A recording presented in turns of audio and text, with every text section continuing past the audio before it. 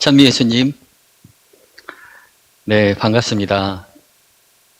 사실 오늘 이렇게 제가 카메라 앞에 선 이유는 소공동체 신임 봉사자 연수가 계획되어 있었는데 코로나19 바이러스 감염증 사태로 저희가 많은 사람들이 모여서 이 교육을 할 수 없게 돼서 이렇게 부득이하게 영상으로 교육을 하게 되었습니다. 한편으로는 굉장히 낯설고 좀 그런데요. 그래도 영상으로 이렇게 집안에서 이렇게 교육을 잘 받으셨으면 좋겠습니다. 우선 정말로 신임 봉사자, 소공동체 봉사자가 되어주신 여러분에게 진심으로 감사드립니다. 제가 이렇게 새롭게 소공동체 협의장님뿐만 아니라 구역장님, 반장님 이렇게 소공동체 봉사 직무를 이렇게 맡는 분들을 이렇게 만나보면 대부분 한 3가지 이유가 있더라고요. 하나는 뭐냐면, 아무도 할 사람이 없어가지고, 이제, 하라고 해서 할 수 없이 하게 된 경우도 있고, 또 기존의 봉사자분들 계속 하고 계신 분들을 보면, 아무도 내 후임으로 맡아서 해줄 사람이 없어가지고, 이제, 하고 계신 분들도 계시고, 또 어떤 경우에는 뭐가 뭔지 모르는데 얼떨결에 이렇게 소공동체 봉사자 직무를 구역장님, 반장님을 맡게 되는 경우들도 있어서 어떤 분들은 많이 지쳐있고, 또 어떤 분들은 굉장히 걱정이 많고, 또 어떤 분들은 굉장히 이렇게 좀 당황해하고 있는 분들이 많은 것 같아요. 그런데 이렇게 오늘 아마 소공동체 신임 봉사자 연수를 이렇게 들으시면서 그래, 쉽지만은 않을 수 있겠다. 하지만, 정말로 한번 해보고 싶은 마음이 생긴다. 그런 마음이 들지 않을까. 한 그런 생각, 또 그런 기대를 해보게 됩니다. 우선, 제주교구에서 소공동체 활성화를 위해서 제가 이렇게 노력하다 보면, 그런 이야기를 여기저기서 들어요. 뭐냐면, 이 소공동체 활성화 운동은 우리 교구장님이신 강우일 주교님께서 이렇게 사목적인 비전을 갖고 하시는 게 아니냐. 그러니까 만약에 교구장님께서 이제 퇴임하시거나 아니면 교구장님이 바뀌게 되면 결국에는 이제 안 하게 되고 아니면 또 다른 것을 이렇게 하실 것이 아닌가. 그런 이제 걱정이나 우려 같은 것을 이렇게 말씀하시는 분들도 계시고 또 지금 현대 세계에 이렇게 집집을 방문하고 집을 열고 이렇게 방문하는 것들이 어렵다. 그리고 너무나 바쁘고 힘든 이 현대 세계 속에서 이렇게 사람들이 함께 모여서 복음을 나누고 복음을 실천하려고 하는 이런 것들이 결코 쉽지 않다. 그리고 이렇게 경제적인 차이, 그래서 집이 너무 막 차이 나고 또 배움의 차이 이런 것들을 극복하고 같이 앉아서 이야기를 나누는 것들이 쉽지 않기 때문에 좀 어려움이 있다라는 그런 말씀들을 많이 하시거든요. 그래서 제가 그런 부분에 대해서 좀 설명을 먼저 드려야 할 것 같아요. 이 소공동체 운동이라는 것은 우리 주교님께서 이렇게 관심을 가지고 이 주교님께서 아주 독창적으로 어떻게 당신의 사목적인 비전으로 생각하신 것은 아닙니다. 사실 우리가 교회의 모습이 아주 크게 변화된 사건이 있었죠. 바로 제2차 바티칸 공회라는 공회인데요. 거기서 교회 헌장을 내면서 이제까지 이렇게 존재해왔던 이제까지의 교회의 모습을 전혀 새로운 모습으로 이렇게 바꾸고자 하는 새로운 비전이 제시되었어요. 근데 교회 현장에서 굉장히 특징적인 것 중에 하나가 무엇이냐면 이제까지는 직무사제, 말하자면 성직자 중심의 교회였다면 이제 평신도들이 굉장히 많이 배웠고 사회적으로도 성장했거든요. 그래서 평신도들을 중심으로 하는 보편사제직이 정말로 교회 안에서 어떤 역할을 수행하면서 복음화의 주역으로 이렇게 나설 수 있도록 그런 기회를 주셨어요.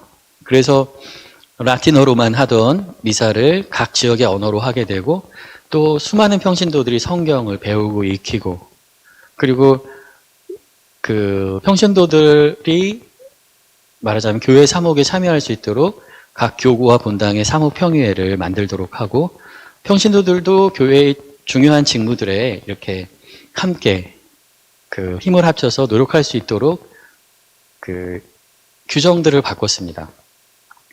이것은 어떻게 보면 정말로 획기적인 변화였어요. 그래서 제2차 바티칸 공의회의 그 정신, 교회가 새롭게 존재하는 그런 모습에 대한 그 어떻게 보면 제2차 바티칸 교회론의 꿈이라고 할 수 있죠. 그것을 어떻게 하면 실현할 수 있을까 하는 고민에서 나온 것이 바로 소공동체입니다. 기초공동체라고도 하는 것이죠. 그래서 그것들이 이렇게 세계 여러 지역에서 성장하면서 아시아 주교회의에서도 바로 제2차 바티칸 공의회의 정신을 이어받는 교회의 모습은 소공동체이다. 그래서 아시아 주교회의의 사목적인 비전으로 제시됐고 또 그것의 한국 주교회의에서도 이 소공동체 운동이 제2차 바티칸 공의회의 보편사제직이 활성화되는 그런 교회의 비전에 정말로 가장 적합한 모습이다 해가지고 한국 주교회에서도 소공동체 소위원회를 주교회의 산하에 만들고 사실 우리 한국 천주교회 전체가 소공동체 운동을 전개하고 있어요. 꼭 제주교구뿐만 아니라. 그리고 제주교구에서는 이제 주교님께서 그것에 더 충실하려고 노력했던 것이죠. 그래서 이것은 어떤 우리 교구장님만의 생각이 아니라 보편 교회의 생각이고 또 아시아 주교회의 비전이고 또 한국 천주교회에서도 새로운 교회의 모습, 한국 교회의 모습을 꿈꾸면서 하고 있는 운동입니다.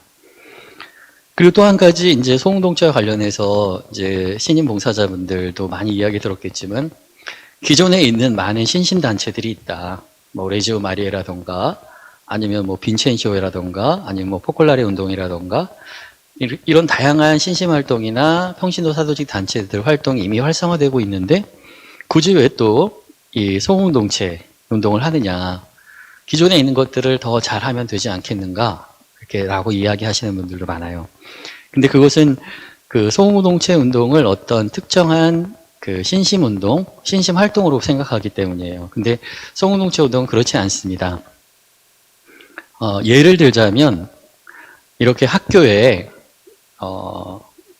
이렇게 학생들이 많이 있어요. 근데 그 학생들을 담당하는 선생님들은 부족해요.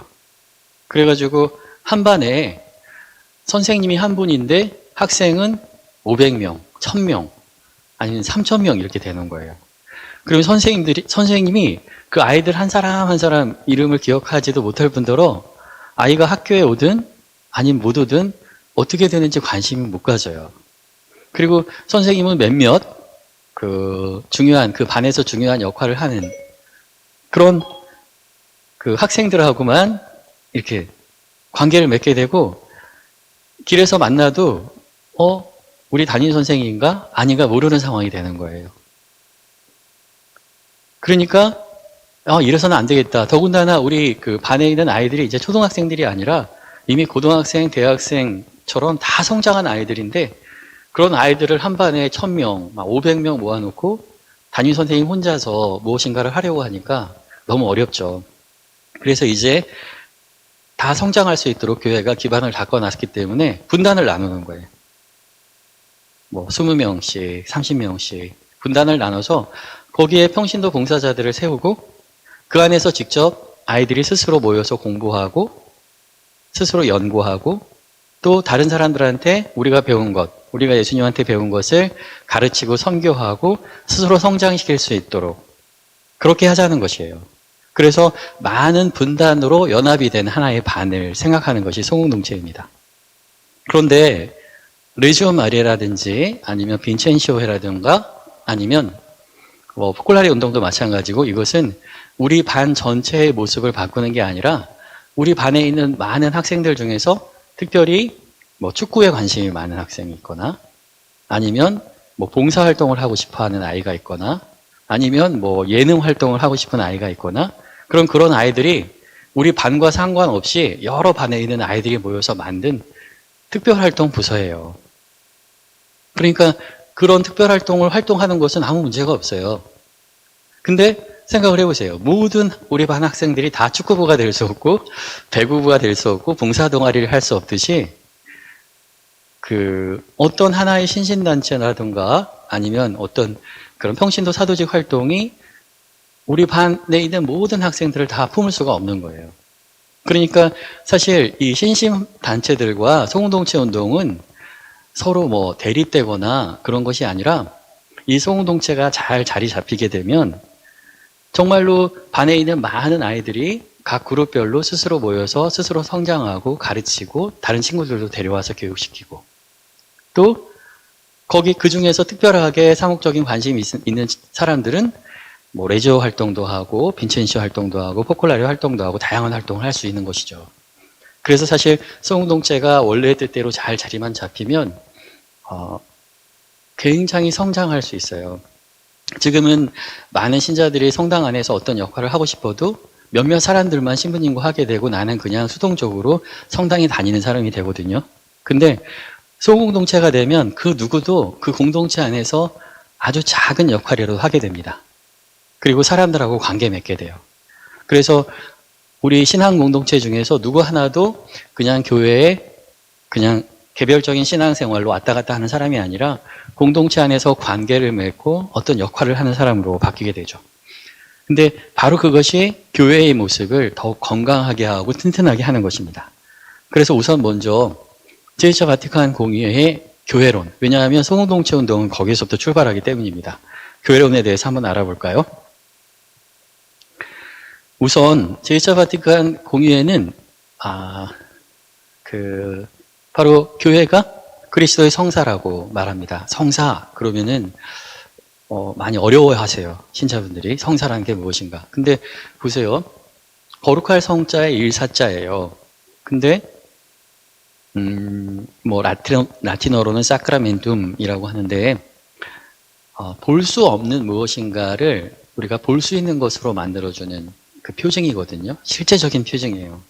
그래서 우리가 만물의 창조주이신 하느님, 우리가 이 만물을 볼 때, 그 작품들을 볼 때 그것을 만든 분이 있다는 것을 알 수 있죠, 분명히. 하지만 우리가 하느님을 직접 뵙거나 볼 수 없어요. 그래서 바로 볼 수 없는 하느님의 보이는 표징, 보이는 성사가 바로 예수 그리스도이십니다. 근데 바로 그 예수 그리스도께서 순환하시고 이제 묻히시고 부활하신 이후에 우리는 이제 더 이상 예수 그리스도를 볼 수 없는 분으로 이렇게 생각하게 됐죠. 근데 바로 성령 강림 대축기를 통해서 그리스도의 이름으로 모인 이들에게 성령이 내리면서 바로 그 공동체의 모습으로 교회가 시작됐어요. 그래서 바로 이제는 그 교회가 볼 수 없는 예수 그리스도의 보이는 표징이 되었습니다. 그래서 교회 자체가 바로 그리스도의 성사입니다. 볼 수 없는 예수님을 보게 해주죠. 그래서 이 교회라는 그리스도의 성사 안에서 칠성사와 준성사가 이루어집니다. 바로 칠성사는 예수님께서 당신의 공생활 때 하셨던 구원 사업이죠. 그것을 지금 교회가 그대로 하고 있어요. 그래서 교회는 예수님께서는 참 하느님이면서 참 인간이셨듯이 예수 그리스도 안에서는 신성과 인성이 서로 분리될 수도 없고 혼합될 수 없는 모습으로 하나로 있죠. 이게 그리스도론에 있어서 굉장히 중요한 아주 핵심이거든요. 참 하느님이면서 참 인간이신 예수 그리스도님. 근데 바로 교회도 바로 그 예수 그리스도의 성사이기 때문에 교회도 신비이면서 또 인간적인 제도로 있습니다. 우리가 눈에 보이는 인간적인 제도로 교회가 있지만 또 그 안에 성령께서 함께 하시면서 바로 하나님의 신비가 함께 하고 있는 모습이에요. 근데 바로 이 교회는 무엇으로 구성되느냐? 하느님 백성으로 구성됩니다. 하느님 백성은 특별히 가톨릭 신자들뿐만 아니라 비가톨릭 그리스도인 그리고 사실 모든 사람들을 하느님의 백성, 왜냐하면 있는 모든 것은 하느님께서 창조하셨기 때문에 실제적으로 하느님은 모든 것의 아버지이시죠. 그래서 사실 꼭 가톨릭 신자들뿐만 아니라 모든 이들이 하느님의 백성으로 불림받았습니다. 사실은 하느님의 백성입니다.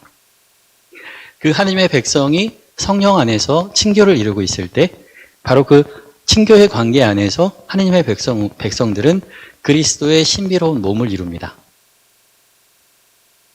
그래서 개신교 신자분들 같은 경우에 이렇게 얘기해요. 나는 하나님을 봤습니다. 그분들이 막 은혜 받았다고 막 열심히 찬송 가운데 아니면 어떤 체험 가운데서 하나님을 봤다고 이렇게 얘기하거든요. 그런데 이제 천주교 신자분들한테 하나님을 만난 적 있나요? 예수님을 뵌 적 있나요? 라고 물어보면 정말로 개신교 신자들은 예수님을 만났다, 체험했다 하는데 천주교 신자들 분들 중에서 나는 예수님을 체험했다라고 이렇게 손드는 분들은 거의 없어요. 근데 정말로 좀 안타까운 일이에요. 왜냐하면 여러분 세례 누구한테 받았어요? 제가 이제 세례 누구한테 받았냐 하면은 나는 어느 신부님한테 받았다. 아니면 나는 어느 신부님한테 받았다. 아니면 나는 뭐 비상세를 받았다가 나중에 보례를 했다. 뭐 그런 이야기들 하시는데 세례는 성사이기 때문에 성사는 예수님의 일입니다.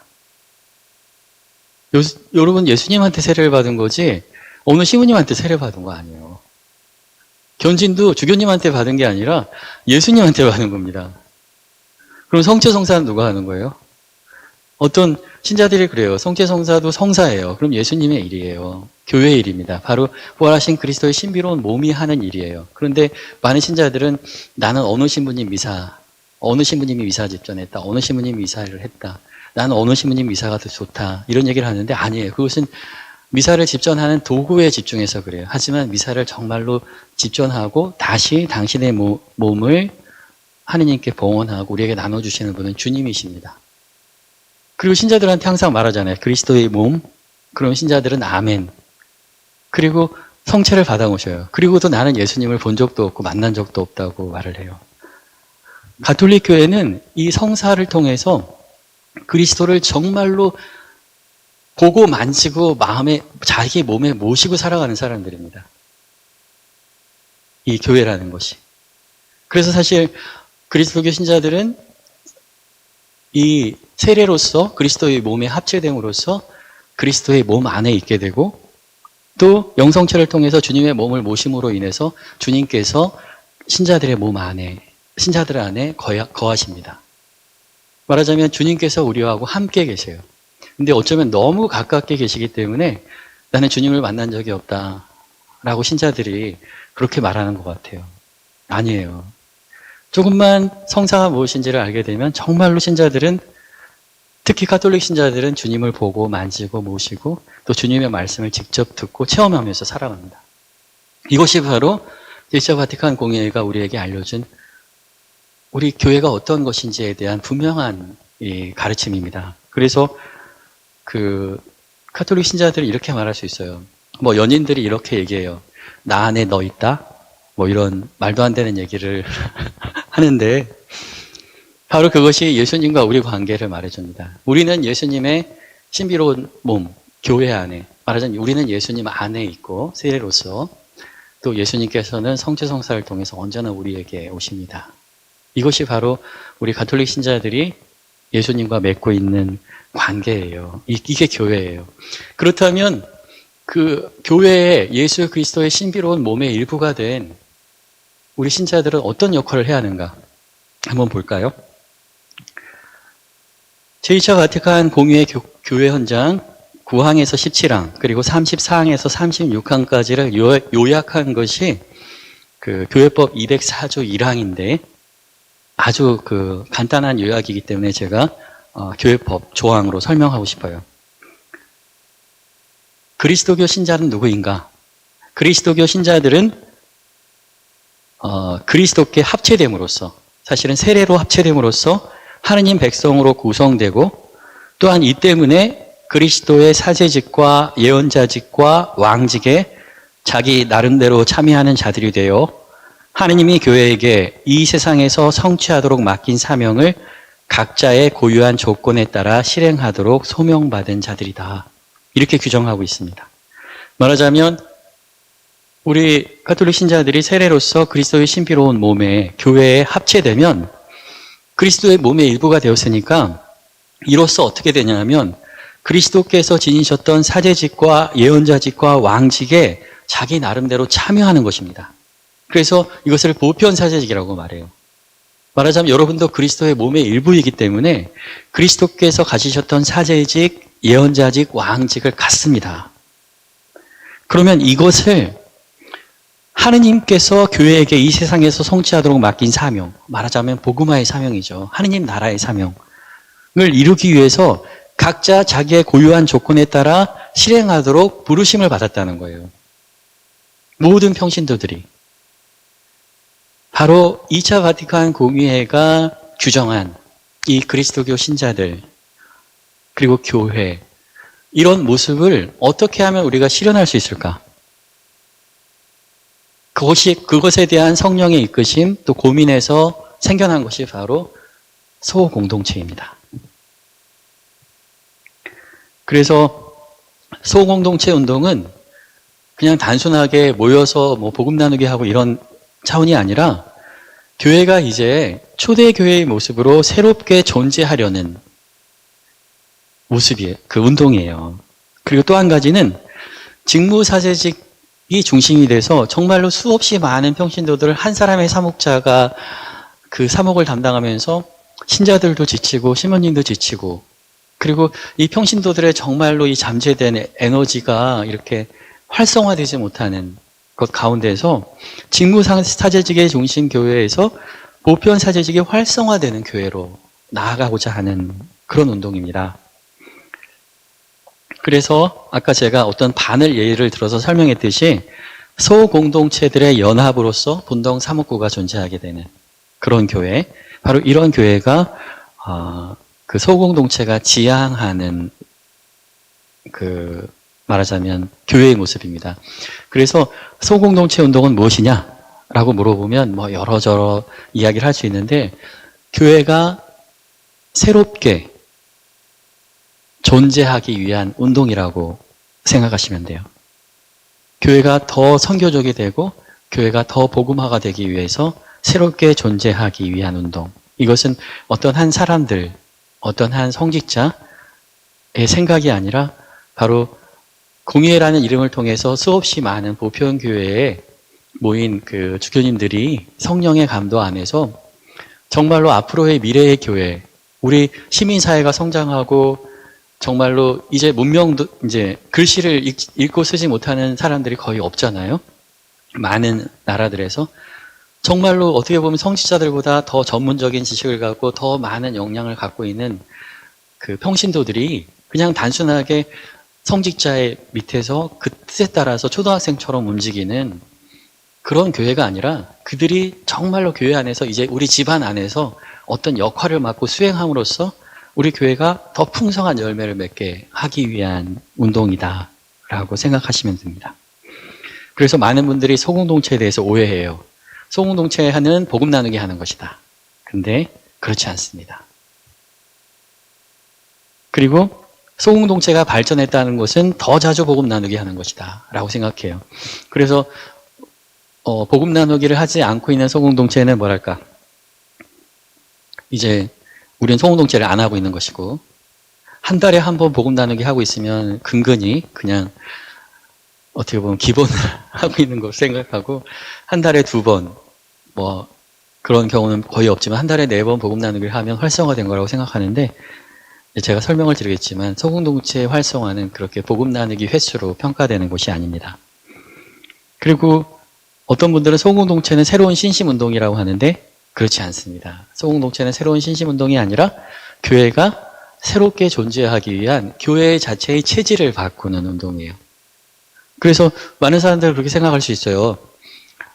그 어디 가서 갑자기 수술하고 뭐 치료하는 것은 시간이 금방 걸립니다. 근데 어떤 한 사람의 체질을 바꾸는 데는 굉장히 많은 시간이 걸리죠. 근데 우리 모든 평신도들이 하나의 세포로 모여서 이루어진 말하자면 13억의 세포를 가지고 있는 그리고 더 크게 생각하면 더 많은 하나님나라의 백성으로 이루어진 이 하나님의 교회가 그 체질을 바꾸는 데는 굉장히 많은 시간이 필요한 거예요. 그래서 이 소공동체 운동은 교회가 지금 살아가고 있는 모습 자체를 바꾸려고 하는 운동이기 때문에 이것은 단기간에 이렇게 쉽게 이루어지는 것이 아닙니다. 그래서 뭐 1, 2년, 10년, 20년 해보고 아예 안 되네 라고 포기할 것이 아니에요. 왜냐하면 굉장히 오랜 시간이 걸리는 것이기 때문입니다. 그래서 우선 제가 그 소공동체의 발전 단계에 대해서 한번 설명을 드리고 싶어요. 그러니까 소공동체는 복음 나누기를 더 많이 하는 것이 이제 소공동체의 발전이 아니라 소공동체 그 촉진팀이라고 하는 촉진팀 그 양성 교재를 보면 소공동체가 가장 정착되지 않은 단계를 사제 중심 본당이라고 합니다. 말하자면 그 본당 공동체의 신자가 얼마가 있건 모든 것은 사제가 결정해요. 그리고 우리 본당은 앞으로 어떻게 할 것이다, 무엇을 할 것이다, 이것을 다 사제 혼자 결정하는. 그래서 사제 혼자 이끌고 나머지는 어떤 생각을 가지고 있든 거기에 모두 그냥 따라가고 있는 단계.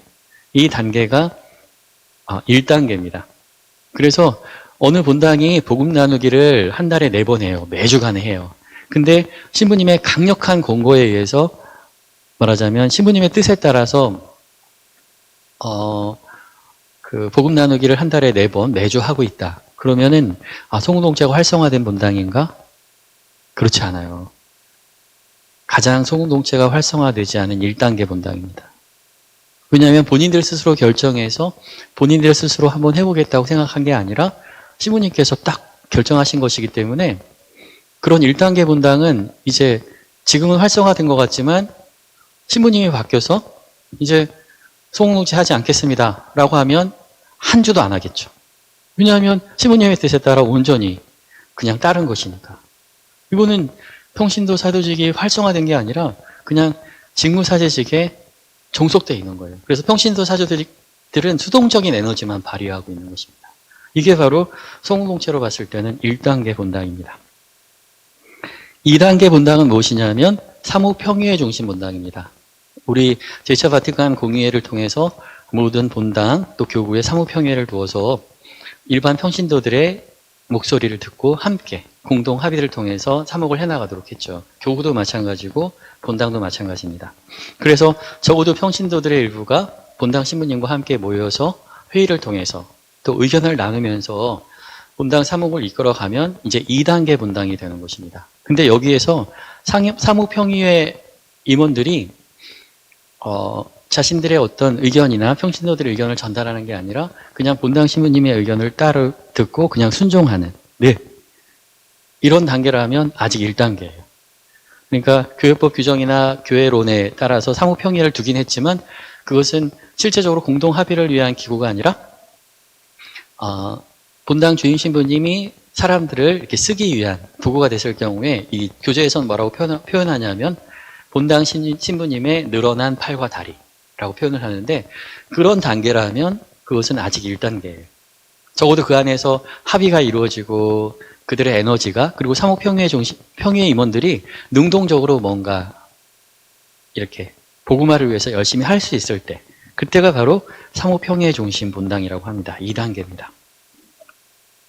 3단계는 뭐냐 하면 평신도들이 조금씩 본당 신부님과 함께 이제 사목 활동을 하고 또 이야기를 주고받으면서 우리들도 뭔가 교회의 주체로서 능동적이고 또 자립적으로 뭔가 할 수 있구나 하면서 막 자각이 일어나는 단계예요.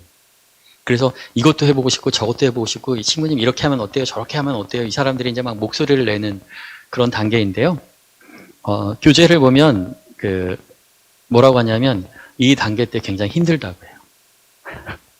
그래서 여기서 신부님들이 안 되겠다. 이 녀석들 그만해. 내 뜻대로 다 해. 이렇게 그냥 넘어가고 싶으면 많은 유혹이 된대요. 근데 우리도 아이들을 키울 때 아이들이 스스로 뭔가 이렇게 할 수 있도록 하려면 좀 답답하고 어려워도 스스로 실패도 해보고 할 수 있도록 이렇게 지켜보는 시간이 필요하거든요.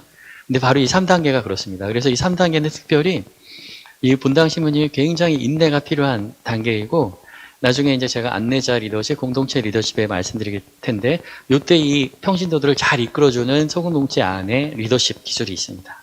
그래서 그것을 잘 지켜야 하는 단계입니다. 그러면 뭐냐 하면 4단계는 뭐냐 하면 그러다 보니까 평신도들이 다양한 사목단체들을 막 만드는 단계예요. 자기들이. 우리 지금 한국교회에도 많은 사목단체들이 있는데 국제평신도 사도직 단체들도 있고 또 하나는 연령별 단체들 많아요. 그리고 아니면 그냥 친목단체들도 많고. 근데 그런 단체들을 어떤 의미에서 평신도들이 스스로 막 만들었다기보다는 이제 신부님이 규정하고 그 단체의 규정이나 아니면 가입 조건이나 이런 것도 신부님이 다 정리하고 있다면 아직 어쩌면 1단계예요. 많은 사목적 단계가 있지만. 그래서 이 단계가 신부님의 영적 지도를 받지만 그 단체의 운영과 자기들의 활동에 대해서는 스스로 뭔가 자립적으로 결정하고 막 할 수 있어야 돼요. 그래야지 말하자면 4단계입니다. 근데 그렇게 하다 보면 어떻게 되냐면 마지막으로 5단계. 예. 소공동체의 연합으로 이루어진 본당이 된다는 거예요. 그러니까 각 그 본당에 속한 지역들이 지역으로 나뉘고 그 지역에 있는 신자들이 서로 모여서 우리 지역을 어떻게 하면 복음화시킬 것인가 서로 논의하고 또 우리 지역 안에서 예수님이 정말로 우리에게 원하는 것이 무엇인가를 찾기 위해서 결국 복음 나누기를 하게 되는 복음 안에서 예수님의 뜻을 듣고 그럼 예수님이 이걸 원하니까 이렇게 하자라고 결정해서 할 수 있는 단계. 이게 바로 5단계입니다. 만약 어떤 소공동체에서 모였어요. 지금 우리가 이 안에 우리 구역 안은 굉장히 기도를 해요. 그리고 예수님께서 무엇을 원하는가를 봐요. 뭐 율법에 대한 준수 이런 것 갖고 이제 서로 묵상을 해요. 그런 다음에 예수님께서 우리 안에 정말 원하시는 게 무엇인가라고 고민을 해요. 그런 다음에 지금 우리는 굉장히 개별화된 아파트 단지나 막 이런 데 살고 있고 여기 있는 사람들이 다 이렇게 함께 모여서 뭔가를 하는 걸 굉장히 싫어합니다. 그런 단계예요. 그리고 사람들이 굉장히 이렇게 서로 만나거나 그런 걸 어려워해요. 그때 거기 모인 사람들이 서로 모여서 예수님 말씀을 듣고 정말 여기에서 우리가 원하는 것은 무엇인지 찾아서 아직은 우리가 무조건적으로 신자들을 모아서 복음 나누기를 하라고 하고 가르칠 때는 아니다. 우리는 일단은 신자들이 편하게 모일 수 있는 방법으로 일단 관계를 맺어야 하는 단계다. 라고 생각해서 복음 나누기를 막 시작하기보다는 우리는 일단은 그 친목 모임 같은 것으로 시작하고 싶습니다. 그래서 신부님에게 우리 지역의 그 활성화를 위해서는 일단은 그것이 목적이 아니지만 단계적으로 친목 모임 같은 걸 하면서 사람들 사이 얼굴을 두고 하면서 서서히 해 나가겠습니다. 나가기로 결정하고 그래서 우리는 일단은 다른 방식으로 일단 소공동체를 일단 시작해보자. 우리 지역의 특성상. 그렇게 스스로 결정한 다음에 스스로 행할 수 있잖아요. 그러면 한 달 동안 복음 나누기를 한 번도 안 하지만 거기는 이미 거의 5단계예요. 왜냐하면 그 지역을 복음화시키고 선교하기 위해서 평신도들이 스스로 모여서 복음 안에서 답을 찾고 고민하고 어떤 해결책을 갖고 스스로 노력하기 시작했으니까 소공동체 발전 단계로 보면 한 달 내내 복음 나누기 하고 있지 않지만 5단계입니다. 근데 우리가 생각해 보면 이렇게 5단계 평신도들이 스스로 하는 단계는 지금 복음 나누기를 한 달에 한 번도 하지 않아도 먼 미래는 분명히 성장할 거라는 것을 우리는 희망할 수 있어요. 근데 어떤 반에서 주임 신부님의 뜻에 따라서 계속 4번 말하자면 막 힘들어도 복음 나누기를 하고 있다면 잘 되는 것 같지만 그 공동체가 얼마 있으면 다 무너질 거라는 건 우리가 너무나 쉽게 예상할 수 있잖아요. 그래서 사실 소공동체라는 것은 단순하게 복음 나누기를 하는 게 아니라 각 구역반이 정말로 생생하게 복음 안에 살아있는 그런 복음의 공동체에 그 자발적이고 자립적이고 능동적인 더 선교적이 되고 더 복음화된 공동체로 나아가는 것, 그것이 바로 소공동체입니다. 그래서 사실 그 소공동체를 어떻게 시작하느냐 굉장히 중요한데요. 소공동체는 단순하게 어느 날 어느 신부님이 우리는 이제 소공동체 합니다 이렇게 시작하는 게 아니라 소공동체를 하기 위해서는 우선 먼저 이 소공동체에 대해서 깊이 이해한 평신도 그룹, 촉진팀이라고 하거든요. 근데 아시아 주교회에서는 이제 촉진팀이라고 하는데 소공동체를 하기 위해서 제일 먼저 해야 될 것이 뭐냐면 촉진팀을 양성하는 것입니다. 제주교구에서는 복음화팀이라고 이름을 붙였어요. 그냥 촉진팀 그러면은 잘 이해를 못할 수 있으니까. 그래서 복음화팀을 양성합니다. 그러면 이 복음화팀이 이제 본당에 가서 본당 신자들 대상으로 소공동체 연수를 하게 돼요. 그러면 이 연수를 통해서 소공동체 이제 시작한다. 이게 아니에요. 왜냐하면 이 소공동체 복음 나누기라든지 리더십이라든지 이 개념이라는 것을 한 번 모여서 연수받고 이렇게 한다고 말하자면 이 영상 보고 한다고 해서 그게 딱 이해가 되는 게 아니거든요. 그래서 교구에서 복음화팀이 가서 어느 본당에 연수를 하면 그 본당에 관심 있는 신자들이 나타나요. 이 소공동체. 그러면 이 복음화팀, 이 평신도들이 그 본당에 있는 평신도들을 이제 소공동체 운동을 할 수 있도록 이제 나중에 양성 과정을 제가 간단하게 설명해 드릴 텐데 이 양성 과정에 따라서 소공동체 운동을 정확하게 이해하고 복음 나누기나 아니면 그 복음 안에서 예수님을 정말로 만날 수 있는, 그리고 안내자 리더십, 공동체 리더십을 정확하게 배우고 실천할 수 있는 사람들로 양성이 됩니다. 그래서 그 본당의 평신도들로 작은 본당은 적어도 5명, 아니면 큰 본당은 적어도 10명이나 12명, 이 소공동체 운동을 자신의 소명으로 알고 시작할 수 있는 사람들이 있어야 그 다음에 소공동체 운동을 할 수 있는 거예요. 그런 사람 없이 무조건 시작할 수가 있는 것이 아닙니다. 그러면 이 본당 복음화 팀이 이제 각 구역반들에게 그 본당 소공동체를 어떻게 적용시킬 수 있는지에 대해서 연수를 합니다. 2번째 연수가 되겠죠. 이제 첫 번째는 교구에서 온 사람들이지만 이제는 그들을 통해서 양성받은 본당 신자들이 이제 우리가 이 본당에서 어떻게 소공동체 운동을 전개할 수 있는지 안내를 해주는 거예요. 그러면 전체 갑자기 우리 본당은 다 이렇게 하는 게 아니라 신자들이 스스로 결정해야 돼요. 말하자면 우리가 이 소공동체 우리 본당 복음화 팀이 와서 이런 이야기를 하는데 우리 반 아니면 반이 너무 적어서 구역 모임을 하고 있는 곳이라면 구역에서 이 소공동체 정신에 따라서 한번 우리가 우리 구역이나 반을 활성화시켜 보려고 노력할까요? 그것에 대해서 논의를 해야죠. 그래서 신자들이 동의를 하면 그 동의를 하고 한번 해보겠다고 생각한 반이나 구역에서 소공동체를 시작하는 것입니다. 본당 전체가 아니라 거기서 그냥 시작하는 거예요. 그러면 소수 구역반에서 소공동체가 정택되죠. 지금은 그래요. 가서 보니까 복음 나누기가 안 된다. 복음 나누기를 주님 중심으로 해야 되는데 안 된다. 근데 원래 복음 나누기 같은 경우에는 요 촉진팀이 적어도 1달 아니면 3달을 함께 하면서 함께하고 복음 나누기하고 평가해주고 나누기하고 평가해주고 하면서 복음 나누기가 정확하게 예수님을 인격적으로 만날 수 있도록 해줘야 가능합니다. 그냥 하라고 해서 여기 와서 한 2-3시간 강의 듣고 가서 이분들이 할 수 있는 게 아니에요. 그러니까 본당에 직접 소공동체에 가서 그룹 모임을 하면서 정확하게 알려줄 수 있는 사람들이 양성이 돼 있어야 되는 거예요. 그래서 교구팀만으로는 안 되고 그 교구팀이 본당팀을 양성시킨 다음에 소공동체를 시작하는 것입니다. 그래서 분명하게 어떻게 하는 건지 어떤 것이 중요한 건지 또 각 반마다 상황이 다르기 때문에 그 반이나 상황에 가장 적합한 복음 나누기 방식들을 할 수 있도록 가장 핵심을 지키면서 형식이 아니라 알려줄 수 있는 거죠. 그러면 어느 한 반이나 어느 한 구역에서 소공동체가 자리 잡고 정착이 되면 그것이 바로 땅에 떨어져 말하자면 썩은 미랄이 되는 거예요. 그러면 거기서 여기저기로 퍼져나가면서 점차 말하자면 소공동체가 활성화됩니다. 이렇게 활성화가 되면 어떻게 될까요? 본당 심령이 바뀌더라도 어떻게 하더라도 본인들이 스스로 일궈낸 공동체고 내가 만들고 너가 만들고 우리가 만들고 주님이 만들고 우리 모두 공동체가 만든 소공동체가 되기 때문에 힘이 있고 튼튼하고 말하자면 그 본연의 목적에 따라서 움직이게 됩니다. 그래서 소공동체는 이렇게 시작되어야 하는 것입니다. 네, 잠시 쉬었다 할까요?